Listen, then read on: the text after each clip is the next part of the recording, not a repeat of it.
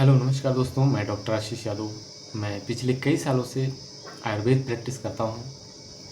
हमारा उद्देश्य है कि हर घर आयुर्वेद पहुँचाना और आयुर्वेद के बारे में अवेयर करना, आयुर्वेद के बारे में लोग जानें। आज के इस वीडियो की श्रृंखला में हम बताएंगे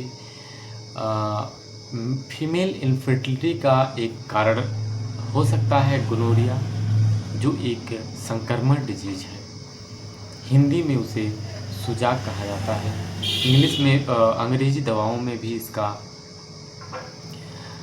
ट्रीटमेंट उपलब्ध है, क्योंकि ये एक संक्रमण बीमारी है। अगर कुछ दिनों तक महिलाएं अपनी परेशानी नहीं बताती हैं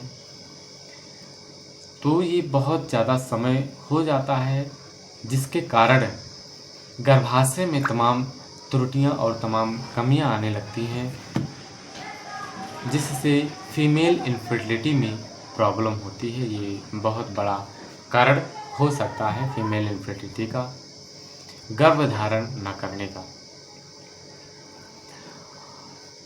जो कुछ लक्षण होता है, आज हम गोनोरिया का लक्षण या गोनोरिया का ट्रीटमेंट नहीं बताएंगे। हम बताएंगे कि यदि कोई गोनोरिया से संक्रमित महिला थी, उसको गर्भधारण करने में परेशानी है, तो वो क्या ले और कैसे चिकित्सा करे कि वो गर्भधारण हो सके, संतान उत्पत्ति हो सके।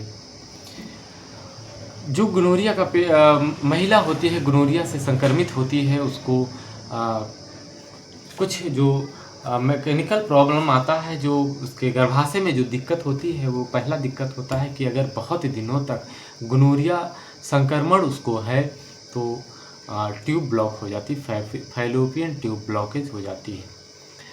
दूसरा होता है एडिनोसियोस, जिसको गर्भाशय का चिपकना कहता है, गर्भाशय चिपक जाता है।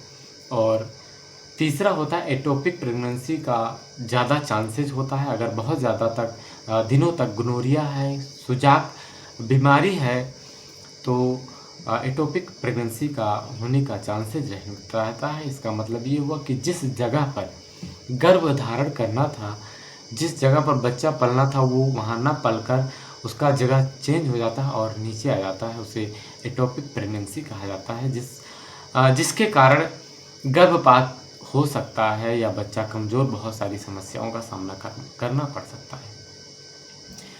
जिन महिलाओं को गोनोरिया होता है, वो जो लक्षण होता है, वो होता है कि उनके योनि से असामान्य स्राव, पीलापन रहता है और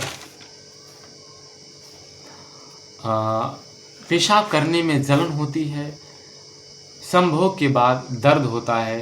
ये सारी लक्षण होते हैं। आप किसी और वीडियो में गोनोरिया के बारे में बताएंगे, उसका ट्रीटमेंट बताएंगे। आज मैं बताता हूँ कि अगर गोनोरिया के कारण किसी को प्रेगनेंसी नहीं हो रही है, क्योंकि बहुत सारे कारण होते हैं इनफर्टिलिटी का, फीमेल इनफर्टिलिटी का बहुत सारे कारण होते हैं। मैं सीक्वेंस बाय सीक्वेंस वीडियो बनाऊंगा।